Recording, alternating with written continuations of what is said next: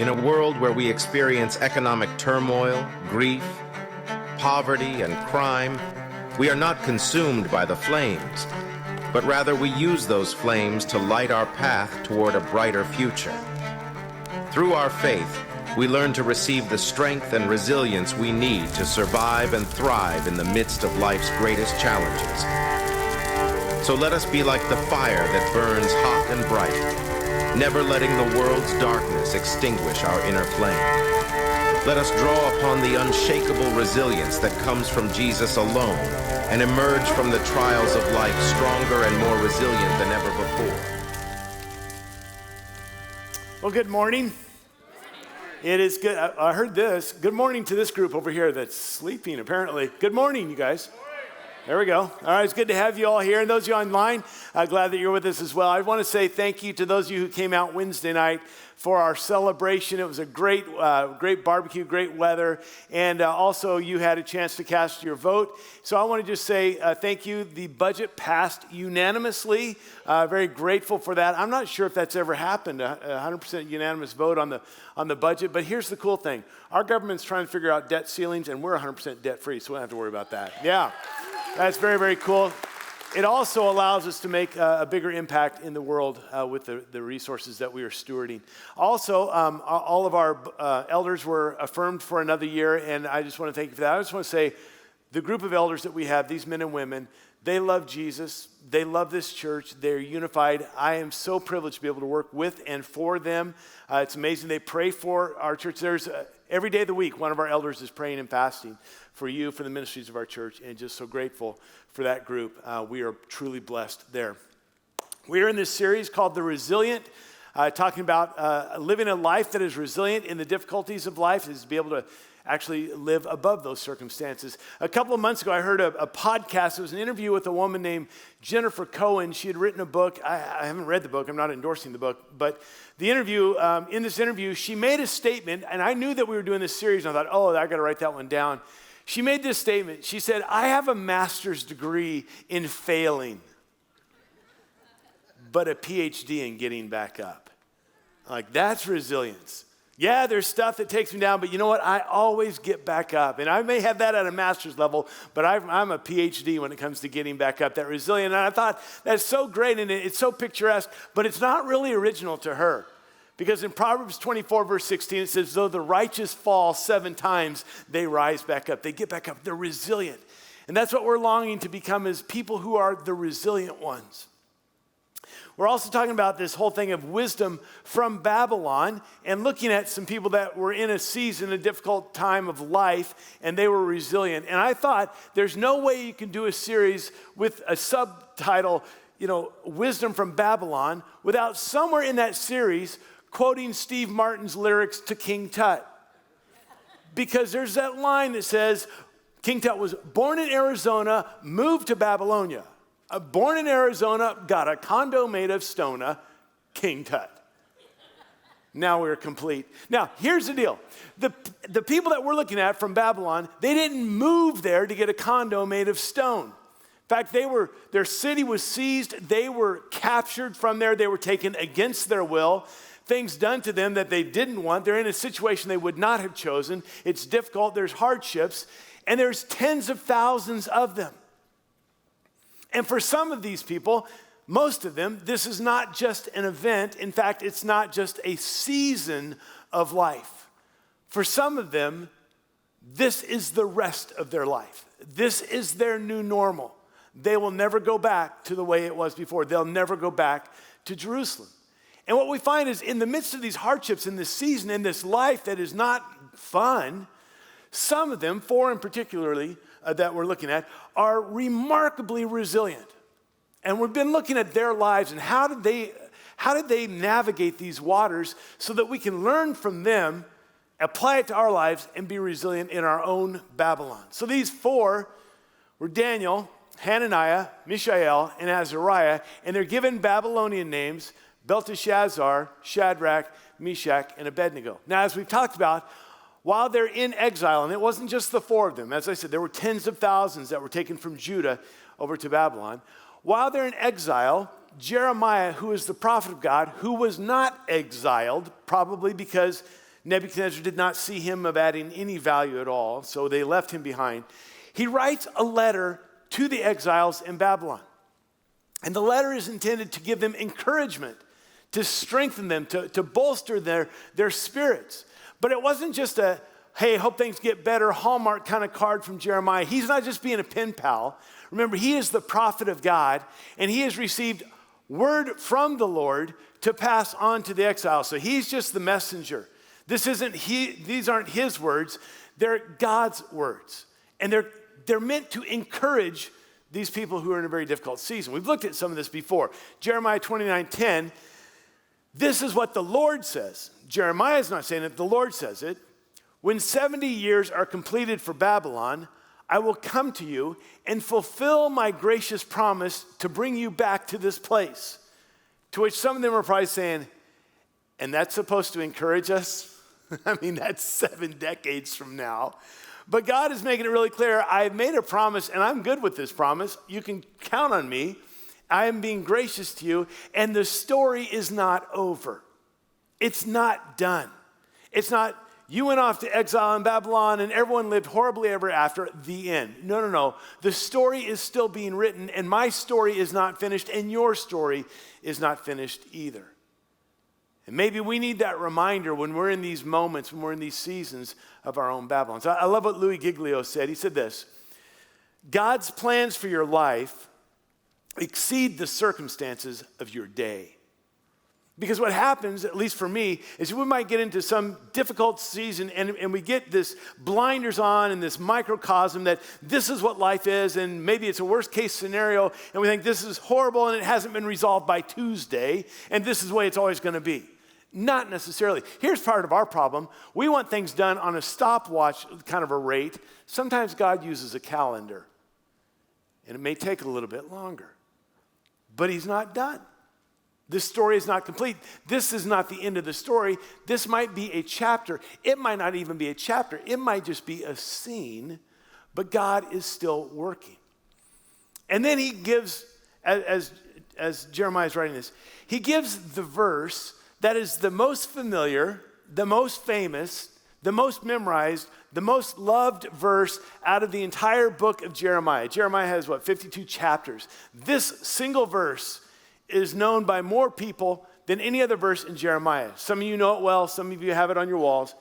He says this, Jeremiah 29:11, for I know the plans I have for you, declares the Lord. Plans to prosper you and not to harm you. Plans to give you hope and a future. Now, this is right on the heels of him saying, in 70 years, I'm going to fulfill my gracious promise and bring you back to Jerusalem. So it could be easy to think, well, his plans for my future and my prosperity is 70 years from now, and there is part of that. But I would like to offer a suggestion, a possibility for you to consider that would change everything. When he says, I know the plans I have for you, on the heels of saying 70 years I'm going to bring you back, what if this is not only a future prediction, but also a present promise? That yes, there's some things I'm going to do in 70 years from now, but not just then. These plans that I have for you, the plans to prosper you, plans to give you hope and future, that's not just someday when you get back to Jerusalem. That's, as Jesus Jones sang in the early 90s, right here, right now. So there's no better place I'd rather be, right here, because I'm up to something here. That God is saying, I didn't have these plans for you. Now we're going to push pause. We'll revisit them in 70 years. We're going to put them in mothballs. We're going to put them on the back burner. We'll cross that bridge in 70 years. You're going to go do your thing. We'll get back to this. No, he's saying, I still have plans for you. And I'm still working my plan. And it's a good plan. And you don't have to wait until after this Babylon season for you to experience this. So he says this in Jeremiah 29:4, if you back up a few verses. This is what the Lord Almighty, the God of Israel, says. To all those I carried into exile from Jerusalem to Babylon. Now wait a second. It was Nebuchadnezzar that came in and seized the city and carried them into exile. And yet now God is saying that he was the one that carried us into exile. But I thought it was Nebuchadnezzar. And I think God would say, yeah, Nebuchadnezzar did that, but he was just a tool. He is a tool in more ways than one. but he's a tool in my hands. And so I utilized him for my purposes because I have a plan. And remember, I warned you that if you didn't get things straight, that this would happen. I told you that, as a nation, I told you that years ago. And my plan is that I love you and I want us to be back in a right covenant relationship where there's good, connection there. That's my plan, and it's a good one for you as well. And so I, used Nebuchadnezzar, but I carried you into exile. And not only that, I carried you into exile. I never abandoned you. Just because there's a bit of a timeout for you, a corrective measure, I haven't given up on you. I didn't leave you. I didn't say, oh, bummer for you guys. Hey, see ya. I'm hanging here in J-Town. Have fun in Babylon. We'll see you in 7 years, right? If you get work, I'm here. No, he said, I was with you the whole way. I carried you. I never left you. I walked with you. In fact, when you walked across that desert and you turned around and you saw one set of footprints, they're going to turn that to a poem in the 1980s, and you're going to all have it decoupaged and on your wall. Yeah, there was one set of footprints because I carried you into exile. I was with you the whole way. I have this plan. And he says, let me kind of tip my hand a little bit of this plan. Verse 7, he says, also, while you're there, seek the peace and the prosperity of the city to which, and here it is again, to which I have carried you into exile. Pray to the Lord for it, because if it prospers, you too will prosper. So I want you to seek the peace. I want you to pray for the prosperity. I want you to work towards prosperity of even this wicked Babylonian city. Because the plans I have for you to prosper you, it's connected. As they prosper, you will prosper as well. This must have been mind-boggling. But for God's plan to prosper them and to give them a hope in a future was connected to the prosperity of Babylon. And what if? What if God's plan was not only to prosper them, but there was a subplot to this whole story that they were not even aware of? That God was doing something that they wouldn't see for years, but he was orchestrating things, and God was up to something in Babylon.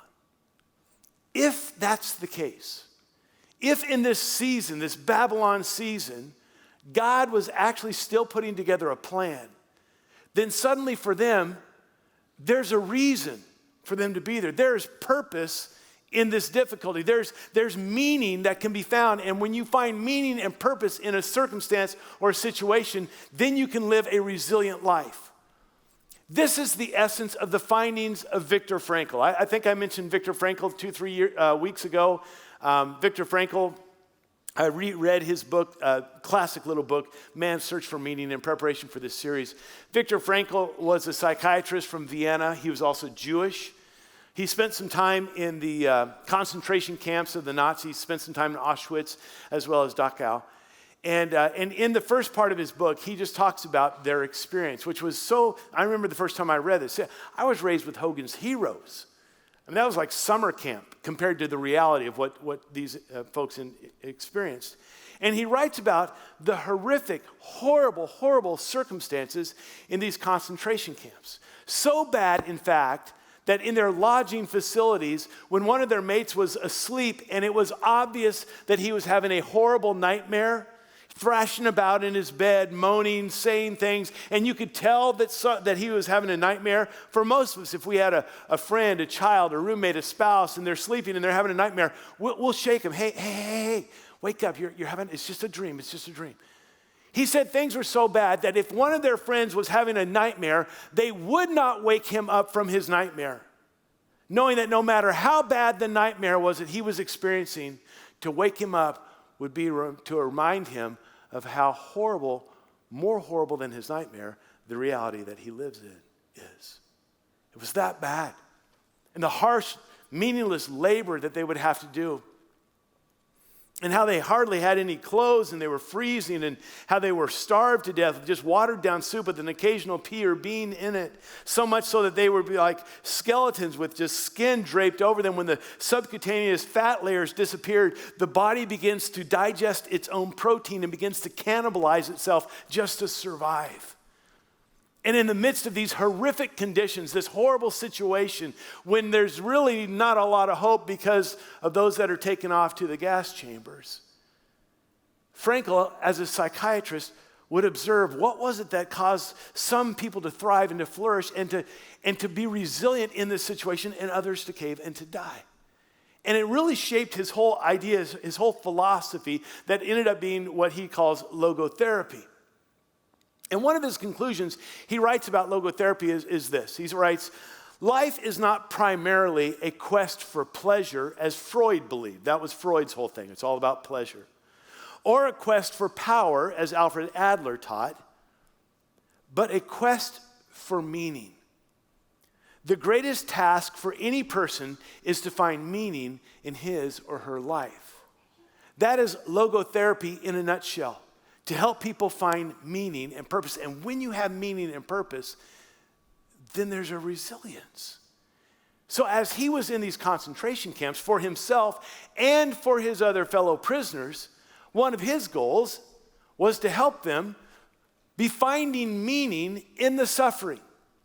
Not that the suffering in and of itself was meaningless, but in the midst of that, to find a purpose, a reason to live, some meaning, then they could rise above it and they would be resilient. And he says it really doesn't even matter what that meaning is if there's something to live for. And so he would frequently quote Nietzsche, where he says, he who has a why to live for will endure just about anyhow. If there's this why are we doing this? Because it wasn't about the intensity of the suffering or the hardship or the difficulties that would take guys out. It was when they came to this conclusion, believing there's no meaning and there's no purpose, they would quit. And those who study this will tell you that in most suicide notes, whether they were successful or not, most suicide notes don't talk about the financial setback, the physical pain, the rejection, or the hardship. Most suicide notes talk about, it seems pointless to go on. There's no reason. There's no hope. Why should I try? It's this lack of meaning. It's what Viktor Frankl would call an existential vacuum. There's just nothing, and it sucks all of them. Now, I know that's kind of heavy and kind of dark. So let me try to lighten it up with an illustration. About 30 years ago, there was a movie that came out. Some of you saw this movie. It's called Groundhog Day. Bill Murray? Sounds like about 5 of you saw that movie. All right. Groundhog Day. Bill Murray. Bill Murray is this self-centered, cynical, kind of arrogant weatherman, and he's sent to Puxatawny to cover, the groundhog looking at his shadow. And he's there kind of against his will. He wakes up on Groundhog Day, Sonny and Cher on the clock radio singing, "I Got You, Babe," and he starts his day. Well, instead of going home that night with different circumstances, he's stuck there in Puxatawny. The next morning, when the alarm clock goes off, it's Sonny and Cher singing, "I Got You, Babe." And as he quickly finds out, he begins to relive Groundhog Day. Here's an interesting thing. In our vernacular now, when there's some repeated event, we refer to it as, it was kind of like a Groundhog Day. Before this movie, that was never used in that context. So this movie shaped our culture. So he's stuck in this deja vu time loop where every day he lives the same day over again and starts over the next morning with Sonny and Cher waking him up saying, "I've got you, babe." And he quickly realizes there is no lasting consequence to any choice, any action, anything that he says, so he can do whatever he wants because the next day it's a clean slate. And so he kind of embarks on this self-indulgent, jerk-like life where he's just finding pleasure and it's all about him. And the more he does that day after day, he goes deeper and deeper into despair and depression to the point where eventually he begins to try to kill himself. And even if he's successful, he finds that he's killed himself only to wake up the next morning to Sonny and Cher singing, "I Got You, Babe." But something happens because of a woman. He begins to make this character transformation. And instead of approaching every day with this self-indulgent, who cares what happens, he begins to serve. And since he already knows what's going to happen every day, he's able to serve. He's able to catch the little girl that's falling out of the tree so she doesn't break her leg. He's able to change that tire day after day. He's able to help that couple out. He's able to help that man who's choking, saving his life every single day. He begins to serve others. He begins to have a meaning and a purpose in life. See, this movie is far more deep than we took on the surface level. And in so doing with that meaning and purpose, suddenly the despair goes away. And he's transformed. It's a character transformation. Which is kind of interesting when Jesus said, if you want to know true greatness, it's found in serving. And that our attitude should be like Christ, who is a servant, and to find this meaning and this purpose in life. And so he does. And Walter Seligman, in his book, Authentic Happiness, he talks about the difference between just going after something fun and going after an act of kindness and serving. He said the fun ends up with pleasure, which is short-lived and fleeting. But the act of kindness and serving becomes fulfillment that is lasting and meaningful. And so you see this meaning and this purpose. Now some of you are saying, okay, Bob, you've taken this from Auschwitz to Puxatawny, from concentration camps to Groundhog's Day with Bill Murray. Can we get to the Bible? Yes. Daniel chapter 4. We've been looking at this every week. We've been looking at a lesson from each of the chapters of Daniel.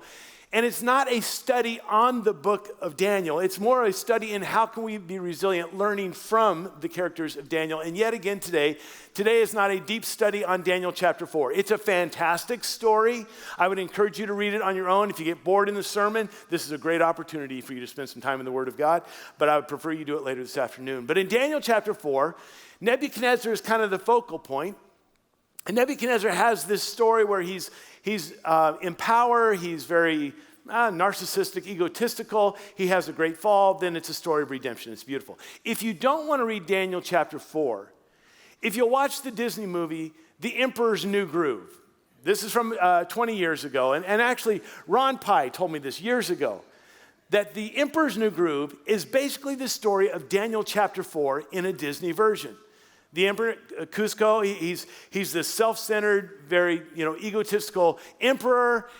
Turn of events, he becomes a llama of all things, but he's still very self-centered, still self-focused. And then when he hits rock bottom, he begins to have this character transformation, and he's restored back. It's beautiful. It's Daniel chapter 4. It's amazing. Okay, so in Daniel chapter 4, we will see that in this Babylon experience, God is up to something in Babylon.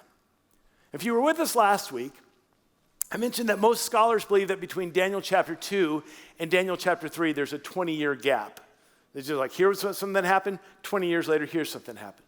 Most scholars believe that between Daniel chapter 3 and Daniel chapter 4, there's another 20 to 25-year gap.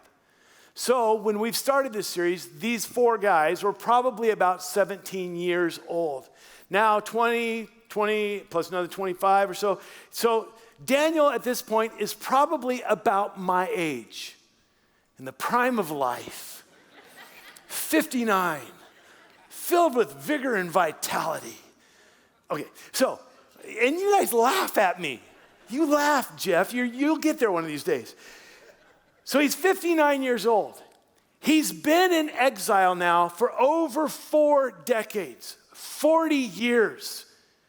He's not been able to go home. He's not been with his family. He's been called a name he doesn't like. He's had things done to him, all of these stuff. And now he's been serving this pagan king for 40 years. How could he do that? How could he be resilient for 40 years? I wonder if it goes back to that letter from Jeremiah, where he took very seriously the words of the Lord. I've got a plan. And part of the plan is for you, and part of the plan is for Babylon. And this plan is to prosper you and to give you a hope and a future. And it's connected to how well Babylon prospers, which doesn't make sense, but he trusts God because God is up to something in Babylon. So in Daniel chapter 4, Nebuchadnezzar has a dream, and it bothers him, troubles him deeply. And he knows it's not a good dream, but he doesn't know what it means. So he calls in all of his magicians and all of his soothsayers and all of his seers and all of his, occult guys and says, here's my dream, what's it mean? None of them can interpret it. I don't know if he remembered or someone reminded him that there was a similar event that had happened 40 years earlier. For us, it was 2 weeks ago. Pastor Brian taught about a dream that Nebuchadnezzar had, and no one could answer it, and he was going to kill, if you were here, you remember that, he was going to kill everybody because they couldn't answer it. They couldn't even tell him what the dream was. He couldn't even remember what it was. But Daniel came through. Now, 40 years later, he has another dream. No one can answer it, and maybe one of his aides says, hey, this is like Groundhog Day. This is deja vu all over again. We've already lived this once before. Remember when you had that other dream, and you remember Daniel? However it is, no one can interpret this dream, so he brings Daniel in, and this is what Nebuchadnezzar says, Daniel chapter 4, verse 9. I said, Belteshazzar, which was the Babylonian name, Daniel went by Daniel, but that's what they all called him, chief of the magicians, so he's been elevated to a pretty high position here. I know that the spirit of the holy gods, lowercase g, plural, that the spirit of the holy gods is in you, and no mystery is too difficult for you.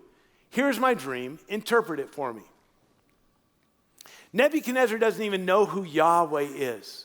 He's still got this polytheistic idea of all these different gods. Different nations have different gods. Different weather patterns have different gods. And he says, but there's something about this Daniel that's different. He's got a connection with these gods that no one else has. He's got something there. And so he says, Daniel, I know that you can interpret this dream. Now, we could go into a lot of the details about the dream, and again, actually it would be a great sermon, but you're not going to hear that one today. That's somewhere else down the road, not in this series, but somewhere maybe soon. But all that, what I want to focus in on is Daniel still being a key figure 40 years into exile. Why didn't he just quit? Why didn't he just give up, give in, say enough of this? Why should I keep doing this? You see that he's been from a young man, from a teenage boy, and now to a mature 59-year-old man. He's been there under these circumstances that he would not choose. But there was never a resignation to his plight in Babylon. Instead, there was a designation to God's plan in Babylon. That God had said, I want you to work for, pray for the prosperity of this nation. And I think he does.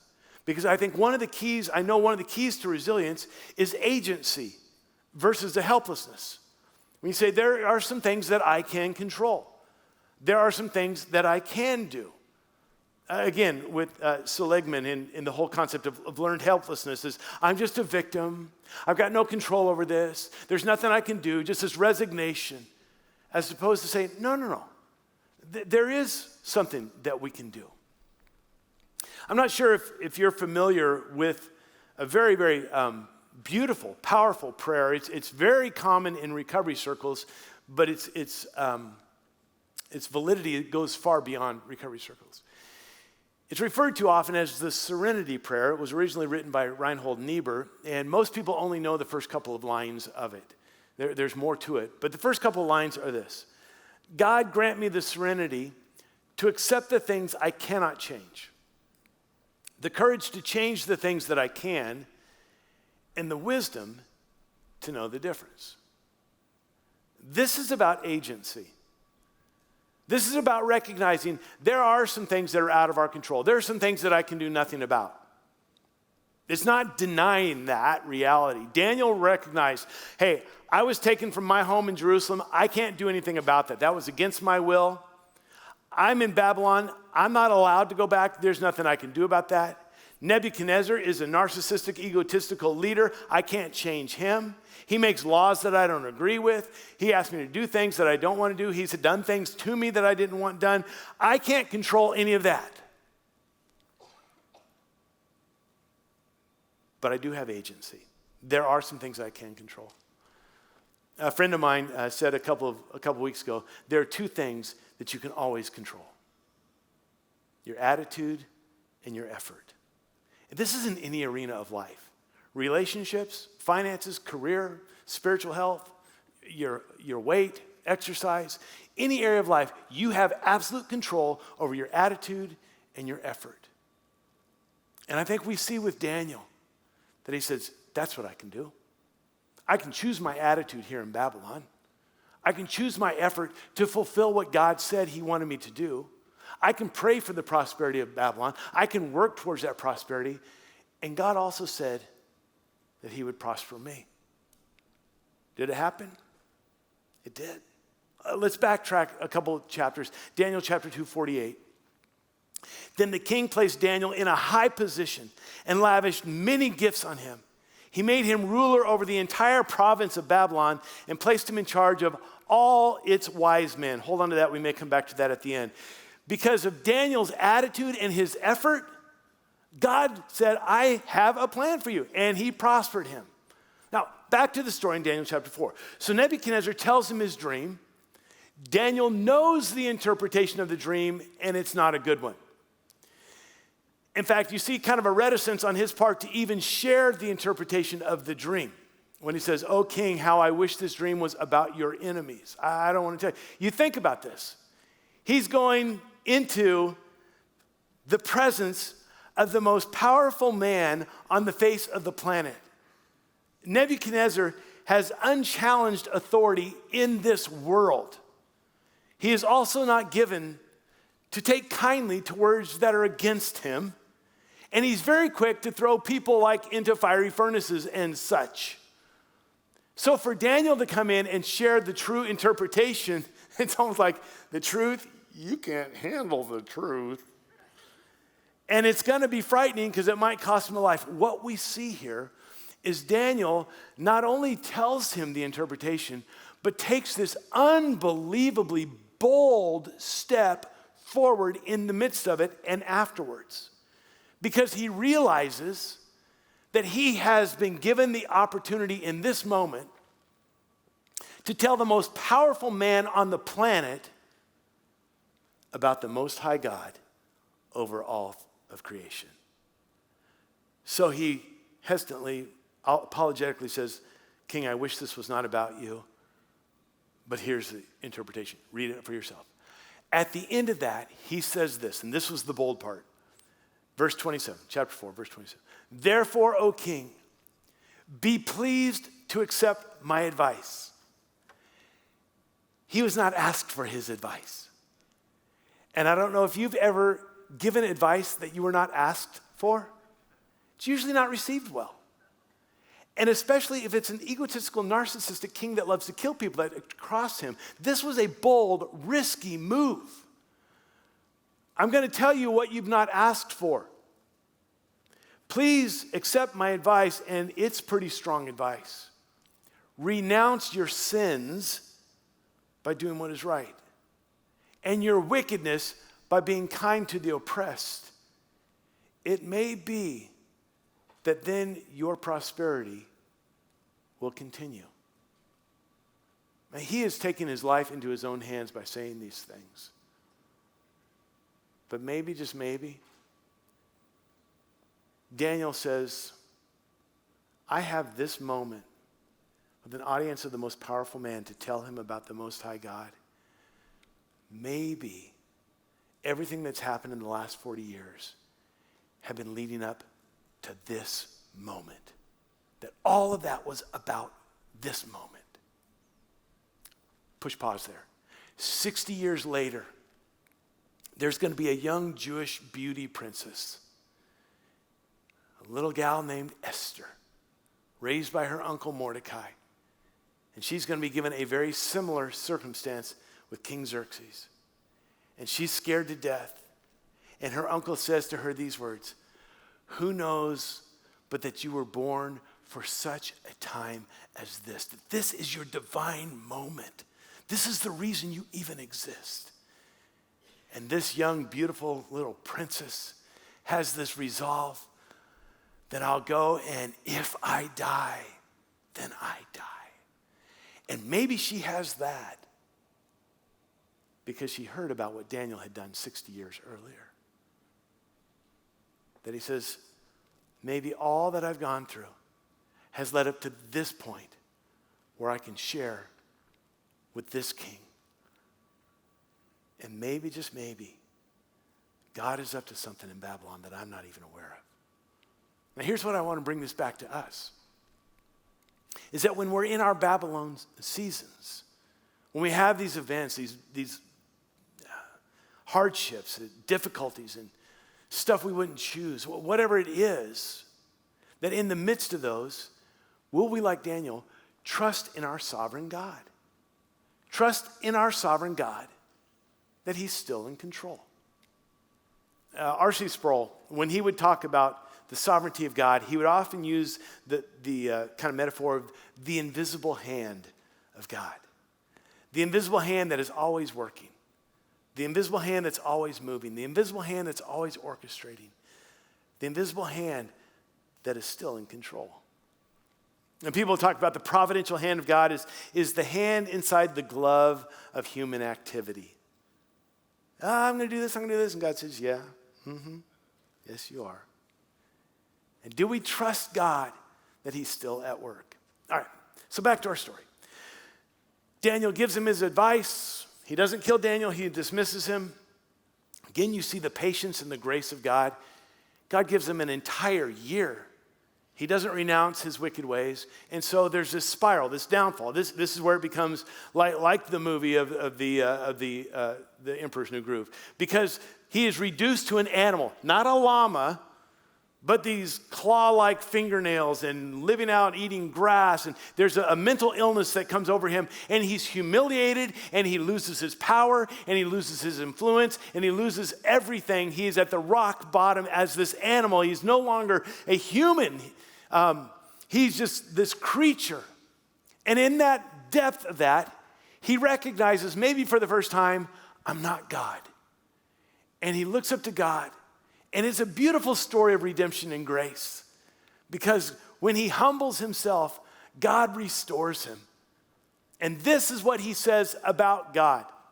Daniel chapter 4, verse 35. About God, he does as he pleases with the powers of heaven and the peoples of earth. That was him. No one can hold back his hand or say to him, what have you done? This invisible hand of our sovereign God, this gentle hand of God, this firm hand of God, this good hand of God that is in control. In the last verse of the chapter, in the last verse of his life, we read where there is such a change in his life. He's been so narcissistic. It's all about I, Nebuchadnezzar. But look how it ends.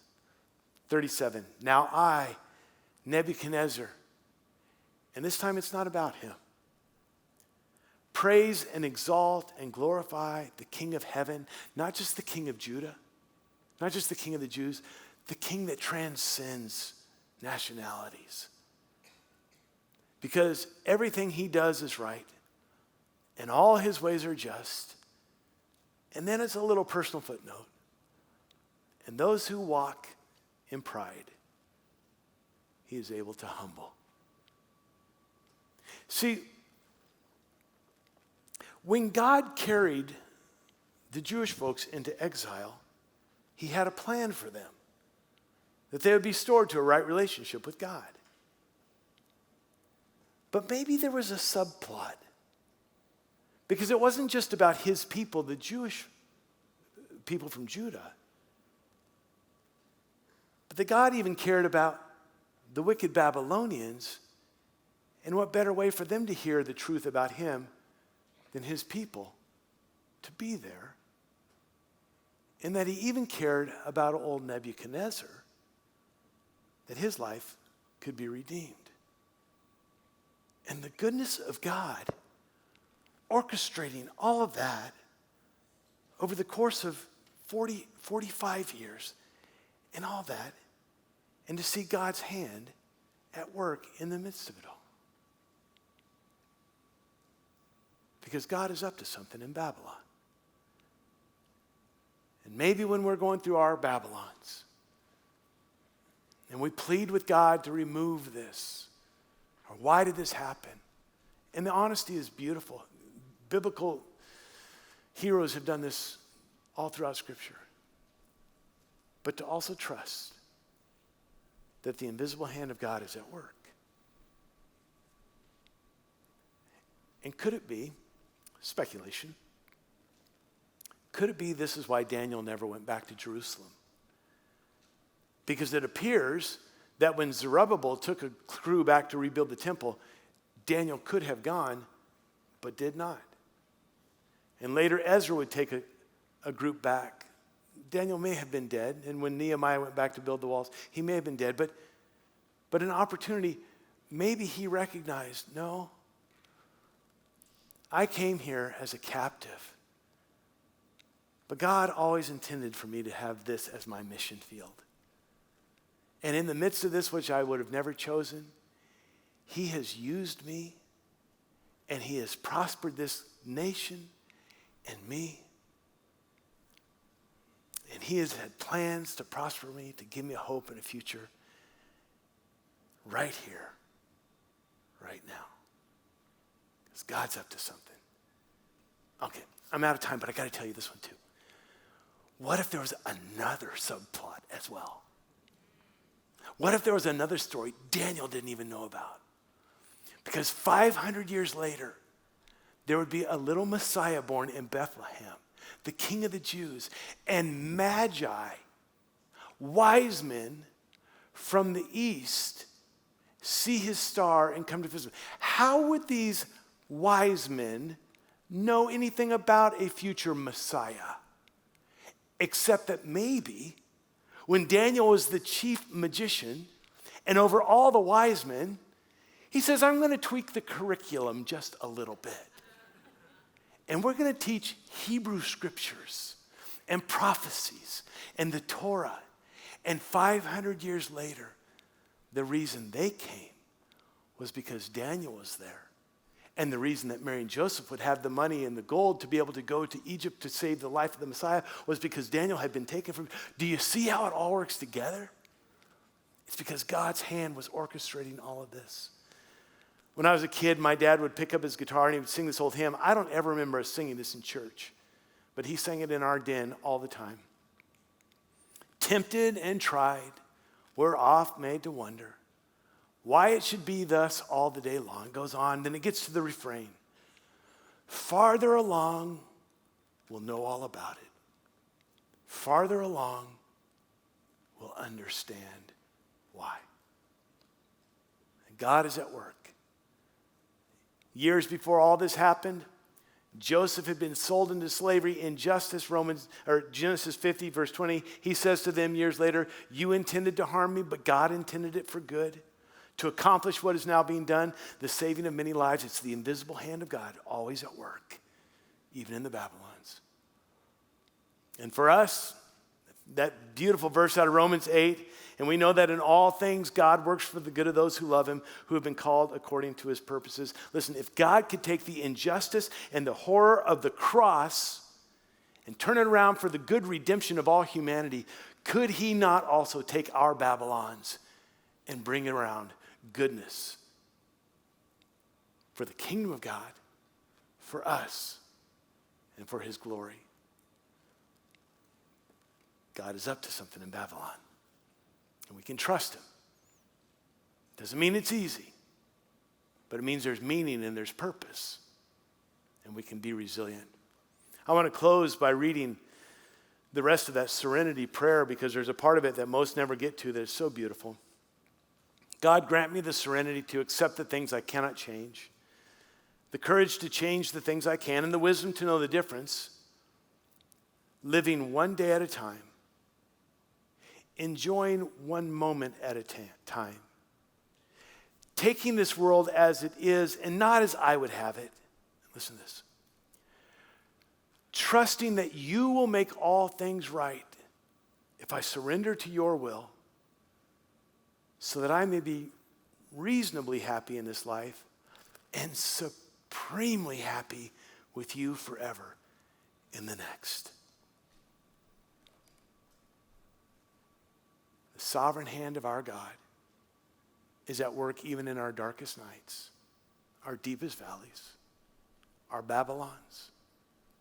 Bring about his purposes for our good, for our future.